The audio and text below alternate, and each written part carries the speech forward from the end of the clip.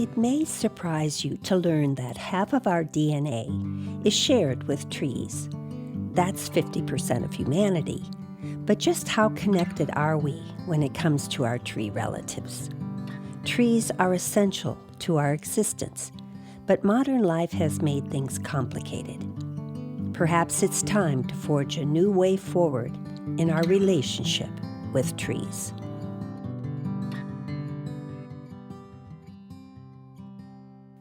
I'm Jane Fritz, and this is People and Trees. In Part 1, we listen to voices of those who relate to trees on a more personal level. Here in Part 2, we'll be more boots on the ground to better understand forestry and how we can meet our human needs for wood while protecting the wild creatures whose only home is the forest. Jamie Pinkham was forestry manager of the Nez Perce tribe back in the early 1990s when I interviewed him about the values guiding the Namipu's forestry work.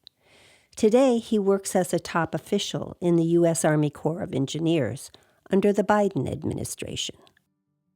When we look at the land, whether it be forest land or agricultural land or rangeland, the tribe has always held land as something very sacred to them. And by having this interdisciplinary approach to meet the tribe's needs, we can try to guarantee as much as possible that we're meeting the cultural values, the wildlife values, and the forestry values.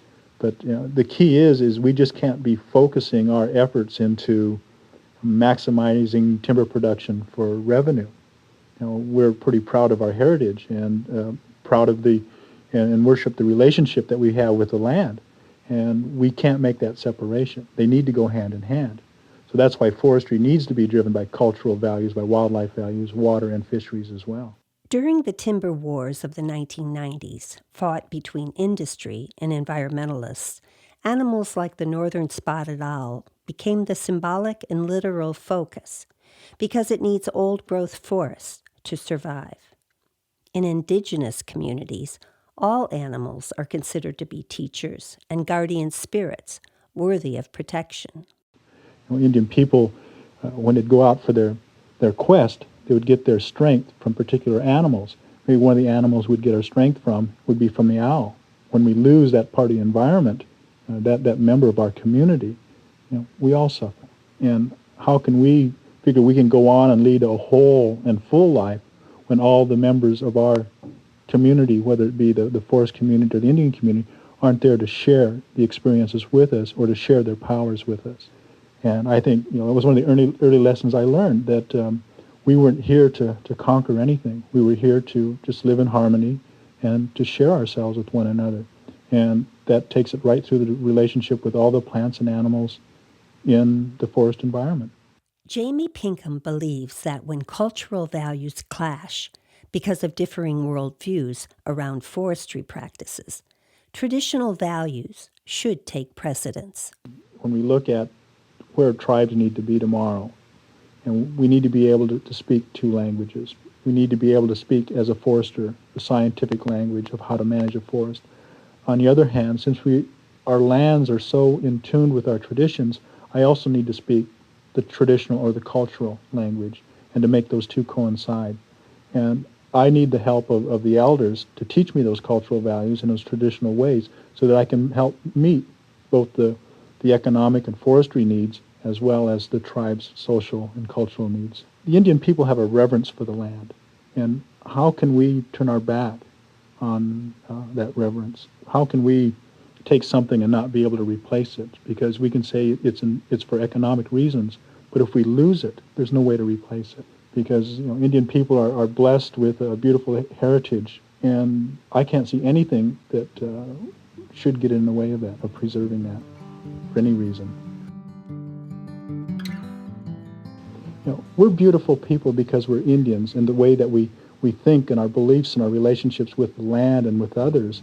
And I can't see anything that should drive us to lose that unique identity or to create that separateness from our culture and the non-Indian society. What I call it is taking tradition to tomorrow. We don't need to go back and return to living the lifestyle that Indian people have lived, before European settlement began. But then again, we can't lose sight of the cultural ties or the traditional ways that helped us survive through that point in time, because I still think today those traditional values are helping us survive today, even in face of the contemporary problems that we're experiencing. Tim Doherty is a forester and resource manager for Idaho Forest Group. He's in charge of managing the company's portfolio of government timberlands in Idaho, Montana, and Washington, including tribal timber sales. I'm looking forward to learning about current forestry practices from him, using his own property in Boundary County, Idaho, as our classroom. Okay, so Tim and I are out in his woods. How many acres do you have, Tim? We have 15 acres down here and 14 and a half acres on the other side of the county road. And we did a harvest on this in 2005. So the little trees you see, like that ponderosa pine, those trees down in the clearing, those were all planted since 2005. Those are naturals, those came back. But we did more or less a commercial shelterwood harvest because I tried to open it up to allow sunlight to the ground to promote trees, and we came through on the 30 acres, we planted 3,000 trees, ponderosa pine and larch, because this was predominantly a Douglas fir stand. And you want the ponderosa pine and the larch because A, they are more resilient to insects and disease, and they're also shade intolerant species, so they like the sun. Yeah, see these larch, that larch was planted. That larch was planted. That larch was planted. And it's interesting to see that one's maybe 15 feet tall. Now you go here, it's maybe 20 feet away. That one's 25 feet tall. So now how do you account for that? There's the variables. We opened up this area. A lot of sun got to it. There's a water source right there. There's probably pretty good dirt right there. As you saw when we walked over where we just came from, there's a lot of rock there. So it was fairly thick before? Oh yes, this was like you'd have to paw your way through. How does that affect that buried internet, that underground internet of communication routes? And we did very little excavation, so we didn't have any constructed trails, we didn't have any constructed landings, so we tried to save that network. So far, the trees we've seen in this forest, selectively logged in 2005, are small in size. But the farther we walk into the woods, the larger the trees become. I marvel at the size of some of them. Oh, it's a beautiful Doug fir. It's probably 24 inches diameter right here at breast height, DBH. And the form is good, and the crown is full. It's a beautiful tree. Let's look at this one right here, Jane. Same thing. That's just a beautiful tree. It's just gorgeous. So would these trees be considered old growth or not yet? No, ma'am. These would not. But again, you give them 50 years, 70 years, they'll be there.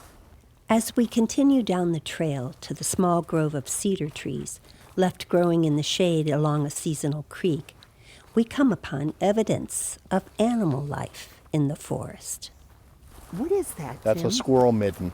Okay, so that's where squirrels take their fir cones and they open them up and they eat the seeds. So when you're walking through the forest and you see these piles of, looks like taken apart cones, a squirrel has been there and it's all around this fir tree. So it needed a big tree to have the cones for its food. And how old would you say this tree is about? Probably 100 to 120 years old. It's not really considered old growth till it's what, 200-300 years old? 200-300 generally. And yet it's providing food for squirrels.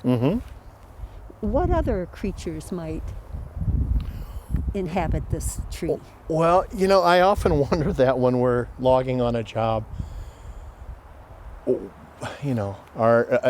Does a tree have a bee's nest in it? Does it have a nest in it? Does it, are there squirrels living somewhere in it? And when I'm walking a job and there's a feller buncher or guys are cutting down trees and I see a squirrel, I'm like, you better run, little buddy. Go find a house, because there are all sorts of living things all around you. All you have to do is look. We have these areas where the deer can hide and the elk can hide, and in about 6 weeks we'll have turkeys on the property. And we've had wolves on our property. We've had bears. We've treed bears that are in the compost bin. So I love this piece of property because of how we haven't intensively managed it just for trees. So you were able to do that on your wood lot. Yes, ma'am. But that's not usually what's done on a timber sale? No. When we walk to the northern end, you'll see what really, really intensive forest management does. Unlike Doherty's well-managed forest, what we saw there was a clear-cut field of stumps ready for burning. Tree seedlings would be planted in the ash, and someday far in the future, these growing trees would be logged again. This is typical forest management practiced by Idaho's Department of Lands, which contribute to the School Endowment Fund. In the past, federal lands were logged this way as well, but litigation under environmental laws basically stopped logging in many places, including the Yak. The clear cutting, the road building, that wasn't working for some folks. It took years for the various stakeholders to work together to determine which trees would be cut and which trees would remain to sustain a long-term yield of forest products and benefits to timber communities. The National Forest Management Act provides the guiding principles. Today, forest collaboratives are how decisions are being made on millions of acres. Doherty participates in 2 of them. Is you really have to establish some trust. Instead of 2 fists pushing against each other, more like opening your hands and saying, okay, what can we agree on? If we can't meet the needs of everybody out there, then we're doing something wrong. There's a growing recognition that complex forest ecology and new science of the interconnected community of forest life, along with how forests affect climate change, should be what guides the future in forestry. I think the biggest thing is carbon sequestering. What trees do in taking in carbon and releasing oxygen in photosynthesis. As an on-the-ground forester, I don't have the answer for that or know what the optimum forest is to carbon sequester. Natural solutions for climate also is about rewilding and restoring timberlands so that we have wildlife, whether it's deer, elk, or squirrels, and everything else. Well, how about monarch butterflies? Or monarch butterflies, or the pollinators, all of those things. I think as a humanity, I think that we need to realize that yes, we affect each other, and yes, we affect what's going on around us. And I think we've lost that. We don't quite understand the connectedness. Yeah. No, I would agree 1,000% with that. Okay. Absolutely. The perfect storm of drought, excessive heat, and wildfire experienced during recent summers are causing concern. Will shade-tolerant trees like cedar and hemlock survive, or should they be replaced with pines and larch? And should forests be more heavily thinned? Tim Doherty believes an increase in pace and scale of such forest restoration is needed, or nature will take its course. Nature is going to do what nature does, and it's going to manage by fire. Say a lightning strike hits here, and we start a little fire right here. Well, the fire is going to get in those limbs 6 foot off the ground, and it's going to ignite the crown of that tree, which is 20 feet tall, which is going to carry the fire into the crown of that big Doug fir that is 100 feet tall. And that's going to go up like a match. And you fuel that with wind, and it's going to jump from that crown to those ladder fuels, and then you build up some heat. And that's how nature manages trees.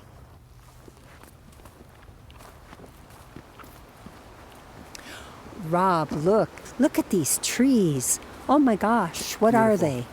So that's a larch. That's a big old larch. Got another Doug fir, some grand fir in here, but yeah, look at that's a old tree. Like old how many? Like hundreds of years? It's hard to say because things are so diverse. Soils, temperatures, exposures, whether it's north or south facing slope. But I would bet a tree like that is a couple hundred years ago. I would bet it was here before white colonialists came. Yeah, this is amazing. Rob Clavins is the Northeast Coordinator for Oregon Wild, a conservation group that works to protect wild forest lands of the state as an enduring legacy for future generations. Rob and I are walking along Hurricane Creek into the Eagle Cap wilderness of the Wallowa Mountains. It's a rugged mountain forest that has known and recovered from wildfire. But particularly the reason it caught my eye is because it's black at the bottom. Tell me about that. Yeah, so this is one of those fires. We had 2 years in a row, about 5 years ago, we had some fires come through here. And yeah, the base of this tree is just charred, but you look at the top and it's alive and well, and they have these fire adaptations to survive fire. Thick bark. The trees often self-prune, where a lot of the limbs lower down have died and fallen off, and most of the green needles are high up where they can get the sun, and then also aren't allowing the fire to race up. And also with frequent fire, you often see the duff layer gets burned away, which is really important because otherwise if that fire happens low on the ground right around the base of the tree, it can, even if it's not an intense fire, can just cook the tree and kill it that way. Coming up below it, we just saw that mountain ash and also a real diversity of species, more maples, berries. Yeah, it's a very, very cool tree. Definitely a survivor, and it's probably survived many fires before this one. And there are several around it too, larch and is that a Doug fir or a grand fir, that one behind it? That looks like a Doug fir to me. Have to go up close to check. I always cheat with Doug fir by looking for cones underneath. This fire has thinned the forest around them in such a way that when the next fire comes, they're much more likely to survive again. It's also a very tall tree, but in Oregon, people are used to trees 150 feet tall. In Idaho, they all look miniature. Even these are nothing compared to some of those big trees, in the Cascades and in the redwoods, but they used to be a lot more common. In particular, when we started protecting forests in Western Oregon, industry had to look elsewhere, and they started coming to Eastern Oregon and high-graded a lot of these forests. So what does that mean, high grading? Yeah, high grading just means taking the biggest and the best and the straightest. And so it's taking the trees that are the most valuable from an economic perspective, and unfortunately also often from an ecological perspective. And so we just don't have a whole lot of that left. So where we do have forests that are still something like what they were, I think they're really worth thinking long and hard about how we can protect them. And if we are going to actively manage them, how we make sure we do it in a way that is not repeating the mistakes of the past. Places like this just are special. We can talk about them in their economic value as logs. We could talk about their economic value in recreation. We could talk about the science of ecologically how important they are, or we could just stand in awe and recognize that this is really special, and just knowing these places are out there is wonderful. And to be in a place like this, to have that opportunity, is something I hope we can pass on to future generations. I'm drawn to the forests. I feel their energy, and they're like, the Indians call them standing people, the harmony and the beauty. But just then, you were saying they're special. Can you talk a little bit more about that? It's hard to articulate, and I think sometimes the most important things are hard to articulate. But on a personal level, the sense of discovery, to see these places and to have the opportunity to see it for the first time yourself. I think spending time in nature, especially quiet places, you start to see things that were there in front of you the whole time. Animals come out, birds come out, and it's at their own pace. You don't get to choose when you see it, like, I'm going to turn on the TV and see this program. It's what animal wants to show itself to you, what tree is going to be in what state at what time. And I think one of the really amazing things, especially in the Western United States, is that these are public lands. They belong to all of us. And that's an important thing to remember, that just in the same way that if the citizens of New York wanted to melt down the Statue of Liberty, I have something to say about that. Similarly, we all have a say in what these forests mean to us. And I think sometimes people laugh off the spiritual values or those sorts of things as inconsequential, but I can't think of anything more consequential. And speaking personally, these are the places that make me feel alive, that this summer we were just talking about has been disorienting. I haven't wanted to be outside because it's 100 degrees outside and the air is just full of smoke, and coming out even today just for a couple hours is just restorative. It's something that really is, I think, in your heart and your soul. As a wildlife defender on public lands, Clavins believes we need a new vision for how the forest is managed in consideration of non-human species. A lot of my day-to-day job is talking about timber sales and negotiating with people who have very different ideas about what forests are for and what they should be. And when we talk about forests as board feet and fuels, we just miss so much. And it's also such a human-centric view. There are so many other living things that deserve our consideration. There are places where we should prioritize their needs and have the humility to understand that living and non-living parts of the system have been working it out for a really long time before we started tinkering. Sometimes the forest collaborative process fails, like in another area of the Eagle Cap, the wild Lostine River Canyon, where forest thinning took place. Environmentalists get a bad rap for taking agencies to court as though we're against everything. We only go to court when agencies break the law. And one example of that was we stood in a stand where there were these large, old, fire-resistant trees, and they wanted to aggressively thin it, and they did. Immediately adjacent to that was a stand of small trees that were ladder fuels that were exactly what, if you want to actually reduce fuels to adjust fire behavior, you would do the work there. They thinned where the big volume was. They cut many trees much larger than they were supposed to. In a wild and scenic river corridor that's home to endangered fish, plants, wildlife, including Oregon's only known wolverine, there are places where natural processes should take place. And so if you're talking about thinning near homes, if you're talking about creating defensible space around structures and human life and infrastructure, that makes sense. Just because you say thinning, not all thinning is created equal. Some is good and some is not. If global warming is the biggest challenge facing the planet, protecting old growth and the largest trees on the landscape is one of the best solutions, Rob Clavins says. Let the giants continue to grow. Here in Oregon, logging is the number one contributor to climate change when you include the whole cycle of logging.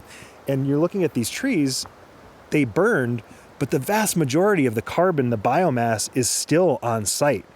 And when those trees slowly decay, much of that carbon will be reincorporated into the system. A great deal of it, even the stuff that gets released over the years, it will happen over decades, if not centuries. And all the time providing habitat and food for wildlife and for the system.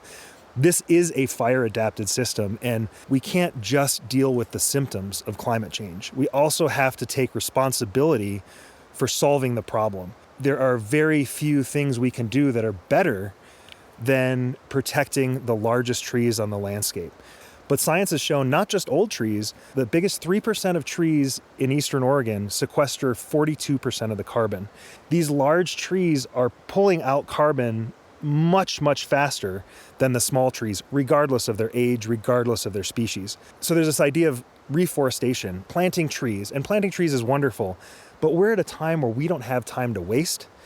you're not going to replace that opportunity for another 50, 100, 200, 300 years until those little trees that we just planted are coming to that size. But what we really need to focus on is pro-forestation. Protect the big carbon-sucking trees right now that are out there so that they can continue to do their job in these critical few years while we're trying to address all of the other issues that are contributing to climate change.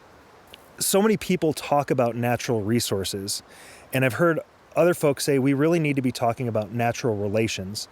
And as soon as you do that, it shifts the way you think about it. We have been taking and taking and taking, and I think now it's time to start investing in those relationships. All of these natural processes that we're so afraid of, bugs and fire and disease, are really important parts of a forest's life. A healthy forest is not just made up of straight, growing, evenly spaced, healthy trees. A healthy, vibrant forest includes dead, dying trees standing, rotting into the ground. Those dead trees that are still standing, known as snags, are often cut down for firewood or feared to be hazardous to human activities like recreation. But many are critical to the survival of dozens of wildlife species, especially those facing increasing habitat loss. There's a tremendous lack of snags in the landscape, which, they're used by everything from hibernating bears and owls to bats, to fungus, to insects. There are a lot of species that without snags, they can't survive. Rightly, the Forest Service and the agencies and lots of the public too, rightly, really focus on endangered species. But we have to protect these systems too, and that includes protecting common species. And what looks to a firefighter like ladder fuel looks like home to a flying squirrel. And if you're an endangered goshawk, you really hope there's plenty of flying squirrels around for you to eat. And so we have to remember that these systems, not just the specific parts, are also really important. So where do we go from here in this very complex and complicated story between humans and nature? When looking for wisdom, I often turn to the traditional stories of the indigenous peoples who lived and managed these landscapes, including with fire, for thousands of years before we arrived. The late Clifford Allen told me this Nez Perce legend while walking a forested trail in Yellowstone. I think it's about change and restoration. Many years ago, centuries and centuries ago, maybe as far back as 10 to 15,000 years ago, our people, they spoke to the animals, the birds and the bees. They held council. They all spoke. The elk, the deer, they all got up to speak. The bee, even, it spoke. We all listened to each other. Years, centuries went by after the first council. Then they seen smoke. Last night there was thunder. They could smell smoke. Our people wondered what happened. Then we realized the Creator sent thunder to build a fire. We sent our warriors out after the fire had died down and nothing but blackness remained in the mountain. Our warriors went out to see. One of our warriors smelled something. As he sat there getting the scent made his stomach rumble. Why? He asked himself. What is it? What is that scent that makes my stomach rumble like this? He followed the scent. He found it. My brother, one of the deer got caught in a fire and he burnt to death.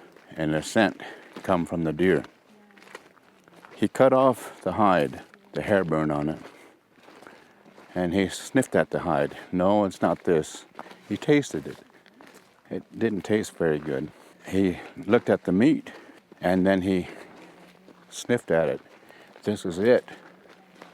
He cut off a piece of the meat and he tasted it. The craving was so strong, he cut off another piece and he kept eating, he kept eating. The stomach stopped rumbling and he knew it was a sign, it was a gift from the Creator that he must eat his brother. He took off a large chunk of the meat and brought it home to the council members. The council members, after they got scent of it, their stomachs started to rumble also. The only cure that they had for it was the burnt meat. Since that time, our people, the Indian, so-called, ate meat. The animals objected.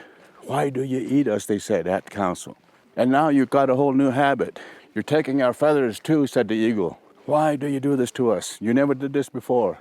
The deer and the elk objected. Don't eat us anymore. If you continue to eat us, we will no longer speak to you.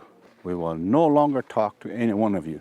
Maybe we will speak to a spirited few of you, but not to all of you. The council was over. The Indians continued to eat the deer over the objections. It has been thousands of years since all animals spoke to each other. Today, we know the legend is true in our people. The only problem that we have had, the location has never been found, where all animals, all our people sat in peace. Is this the place? People in Trees was produced for Spokane Public Radio by the Idaho Mythweaver as part of its Voices of the Wild Earth radio and podcast series. If you missed part 1, it is available as a podcast at SpokanePublicRadio.org. This program is supported in part by a grant from the Idaho Humanities Council, a state-based program of the National Endowment for the Humanities, with additional funding from Idaho Forest Group. Special thanks to Jeanette Wiaskas and Rich Wanschneider for their editorial guidance. Production assistance, engineering, and original music by Justin Lantrip. I'm producer Jane Fritz.